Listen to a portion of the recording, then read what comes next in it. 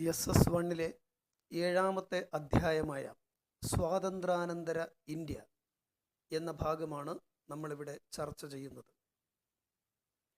1947 August 15 ശേഷം ഇന്ന് വരെയുള്ള ഇന്ത്യ ചരിത്രത്തിൻ്റെ ഒരു ചെറിയ വിവരണമാണ് ഇവിടെ നമ്മൾ മനസ്സിലാക്കാൻ പോകുന്നത്. ഈ വിവരണത്തെ രണ്ട് ഭാഗങ്ങളായി തരംതിരിക്കാം പഠന സൗകര്യത്തിനായി. സ്വാതന്ത്ര്യാനന്തര ഇന്ത്യ നേരിട്ട പ്രധാനപ്പെട്ട വെല്ലുവിളികൾ അഥവാ പ്രശ്നങ്ങൾ, അവയെ എങ്ങനെ തരണം ചെയ്തു എന്നതാണ് ആദ്യ ഭാഗം. രണ്ടാമത്തെ ഭാഗം സ്വതന്ത്ര ഇന്ത്യ വിവിധ മണ്ഡലങ്ങളിൽ കൈവരിച്ച നേട്ടങ്ങൾ. അപ്പോൾ ഈ ചാപ്റ്ററിനെ പഠന സൗകര്യത്തിനായി നമ്മൾ രണ്ടായി വിഭജിക്കുന്നു. സ്വതന്ത്ര ഇന്ത്യ കൈവരിച്ച നേട്ടങ്ങൾ. ആദ്യം സ്വതന്ത്ര ഇന്ത്യ അഭിമുഖീകരിച്ച പ്രശ്നങ്ങൾ, രണ്ടാമത്തത് സ്വതന്ത്ര ഇന്ത്യ കൈവരിച്ച നേട്ടങ്ങൾ. ഇന്ന് നമ്മൾ ഇവിടെ ചർച്ച ചെയ്യാൻ പോകുന്നത് സ്വാതന്ത്ര്യാനന്തര ഇന്ത്യ അഭിമുഖീകരിച്ച പ്രധാനപ്പെട്ട വെല്ലുവിളികൾ അഥവാ പ്രശ്നങ്ങൾ എന്തെല്ലാമാണെന്നും അവയെ നമ്മൾ എങ്ങനെയാണ് പരിഹരിച്ചത് എന്നതുമാണ്. ഇപ്പോൾ നിങ്ങൾ സ്ക്രീനിൽ കാണുന്ന വിവരണം ഒന്ന് വായിക്കുക.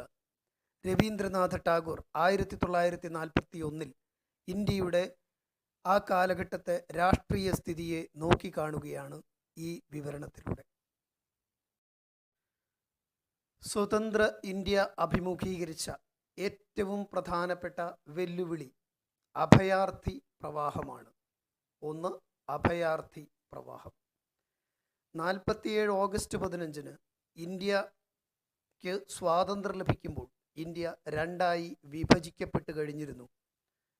വിഭജനകാലത്തെ ഇന്ത്യയിലെ സാധാരണക്കാരായ ജനങ്ങൾ, സ്ത്രീകളും കുട്ടികളും അടങ്ങുന്ന ദശലക്ഷക്കണക്കിന് ജനങ്ങൾ, ചരിത്രം രേഖപ്പെടുത്തുന്നത് ലോകചരിത്രം കണ്ട ഏറ്റവും വലിയ അഭയാർത്ഥി പ്രവാഹം എന്നാണ്. ഒരു കോടിയിലധികം ജനങ്ങൾ പാകിസ്ഥാനിലേക്കും ഇന്ത്യയിലേക്കും അതിരുകൾ ഭേദിച്ച് അഭയാർത്ഥികളായി പ്രവഹിച്ചു കൊണ്ടിരുന്നു. ഈ കാലത്ത് ഇന്ത്യയിലും പാകിസ്ഥാനിലുമുള്ള വിവിധ പ്രദേശങ്ങളിൽ വർഗീയ ലഹളകൾ പൊട്ടിപ്പുറപ്പെട്ടു. കൽക്കട്ട, ബീഹാർ, നവഖാലി, ദില്ലി, പഞ്ചാബ്, കാശ്മീർ എന്നിവിടങ്ങളിൽ കലാപം രക്തരൂക്ഷിതമായി മാറി. ആയിരക്കണക്കിന് ആളുകൾ കൊല്ലപ്പെട്ടു. സർവ്വതും നഷ്ടപ്പെട്ട ജനത സ്വന്തം കിടപ്പാടം ഉപേക്ഷിച്ച് പലായനം ചെയ്യുന്ന കാഴ്ചയായിരുന്നു സ്വതന്ത്ര ഇന്ത്യ ആ കാലത്ത് കണ്ടത്. ഈ വിഭജനകാലത്തെ അഭയാർത്ഥി പ്രവാഹത്തിനിടയിൽ വിഭജനകാലത്തെ ഏറ്റവും പ്രധാനപ്പെട്ട ഭീകര പ്രശ്നം വർഗീയ ലഹളയായിരുന്നു. ആ വർഗീയ ലഹളയുടെ ഉച്ചസ്ഥായിയായിരുന്നു 1948 ജനുവരി 30 ഗാന്ധിജിയുടെ രക്തസാക്ഷിത്വത്തിലേക്ക് നയിച്ചത്. ഡൽഹിയിലെ പ്രാർത്ഥനായോഗ സ്ഥലത്ത് വെച്ച് നാഥുറാം വിനായക ഗോഡ്സെയുടെ വെടിയേറ്റ് മരിക്കുകയാണ് ഇന്ത്യയുടെ രാഷ്ട്രപിതാവ്. ഇത്തരമൊരു ദുരന്തകാലത്തെ ഇന്ത്യ സ്വാതന്ത്ര്യാനന്തര ഗവൺമെൻറ്റുകളുടെ ഫലപ്രദമായ ഇടപെടലുകൾ കൊണ്ടും പുനരധിവാസ പ്രവർത്തനങ്ങൾ കൊണ്ടും അഭയാർത്ഥി പ്രശ്നം നാം കഴിവതും പരിഹരിച്ചു. രണ്ടാമത്തെ പ്രശ്നം നാട്ടുരാജ്യങ്ങളുടെ സംയോജനം എന്നതാണ്. ബ്രിട്ടീഷുകാർ ഇന്ത്യ ഭരിക്കുമ്പോൾ ഇന്ത്യയിൽ 3 തരത്തിലുള്ള രാഷ്ട്രീയ ഭൂപ്രദേശങ്ങളുണ്ട്. ഒന്ന്, ബ്രിട്ടീഷ് ഇന്ത്യ അഥവാ ബ്രിട്ടീഷുകാർ നേരിട്ട് ഭരിക്കുന്ന സ്ഥലങ്ങൾ. രണ്ടാമത്തത് നാട്ടുരാജ്യങ്ങൾ അഥവാ നാട്ടുരാജാക്കന്മാർ ഭരിക്കുന്ന സ്ഥലങ്ങൾ. ബ്രിട്ടീഷുകാർക്ക് പരിമിതമായ അധികാരങ്ങളെ അവിടെ ഉണ്ടായിരുന്നുള്ളൂ. മൂന്നാമത്തെ സ്ഥലം ബ്രിട്ടൻ അല്ലാത്ത മറ്റു വിദേശ രാജ്യങ്ങളുടെ കോളനികളായിരുന്ന ഭൂപ്രദേശങ്ങൾ. നാട്ടുരാജ്യങ്ങൾക്ക് ഇന്ത്യയിലോ പാകിസ്ഥാനിലോ ചേരാനോ സ്വതന്ത്രമായി നിൽക്കാനോ ഉള്ള അധികാരം നൽകുന്നതായിരുന്നു മൗണ്ട് ബാറ്റൻ പദ്ധതി. അതുകൊണ്ട് തന്നെ സ്വാതന്ത്ര്യാനന്തര ഇന്ത്യ നേരിടേണ്ടി വന്ന ഏറ്റവും വലിയ പ്രശ്നം പല നാട്ടുരാജ്യങ്ങളും ബ്രിട്ടീഷുകാരോട് ചേരാനോ അല്ലെങ്കിൽ സ്വതന്ത്രമായി നിൽക്കാനോ ആഗ്രഹം പ്രകടിപ്പിച്ചു എന്നതാണ്.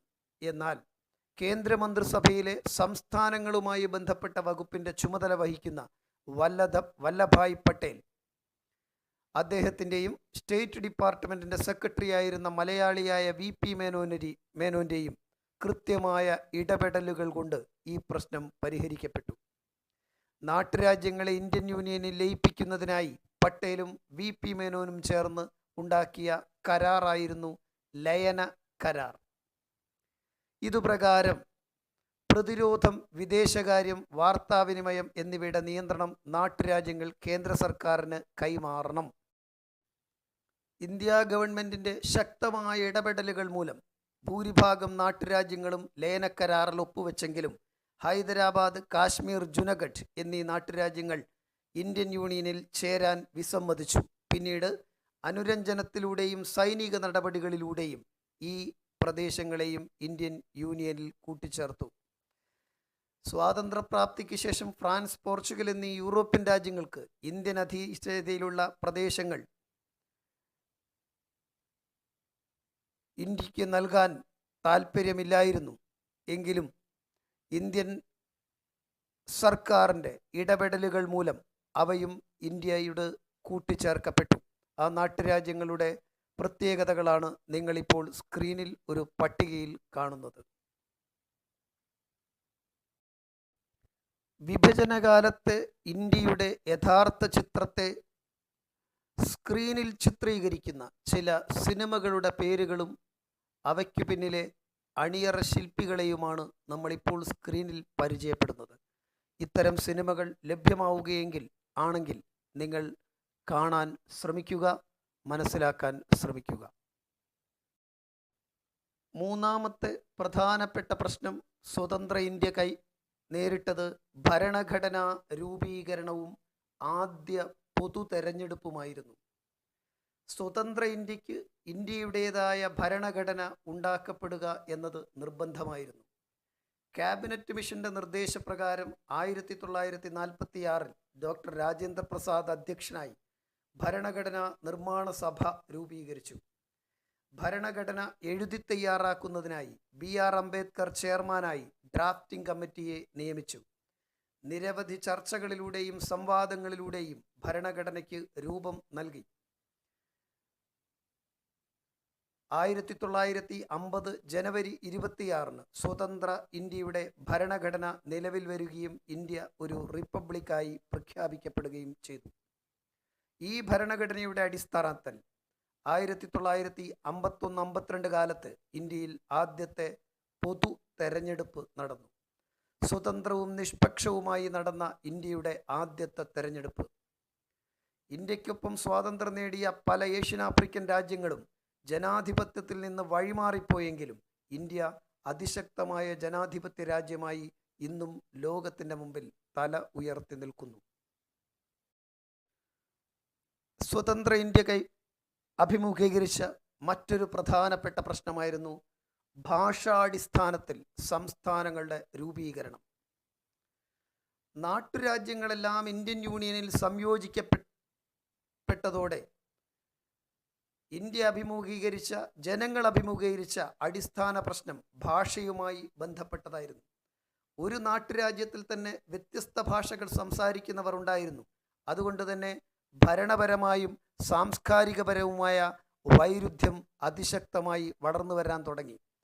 1920 നാഗ്പൂർ കോൺഗ്രസ് സമ്മേളനത്തിൽ വെച്ചു തന്നെ ഭാഷാടിസ്ഥാനത്തിൽ സംസ്ഥാന കോൺഗ്രസ് കമ്മിറ്റികൾ രൂപീകരിക്കാൻ തീരുമാനിച്ചിരുന്നു.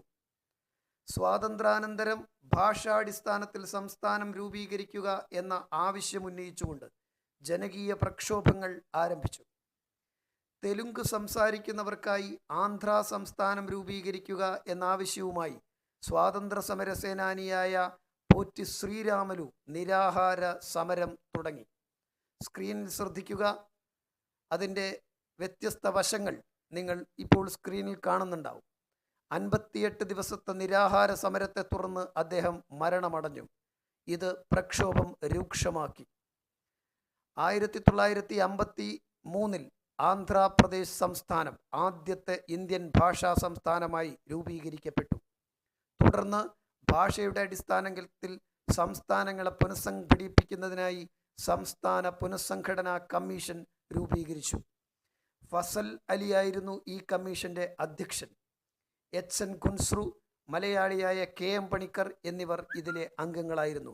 ഈ കമ്മീഷൻ റിപ്പോർട്ടിന്റെ അടിസ്ഥാനത്തിൽ 1956 ഇന്ത്യൻ സംസ്ഥാന പുനഃസംഘടനാ നിയമം പാർലമെന്റ് പാസാക്കുകയും 14 സംസ്ഥാനങ്ങളും 6 കേന്ദ്ര ഭരണ പ്രദേശങ്ങളും നിലവിൽ വരികയും ചെയ്തു.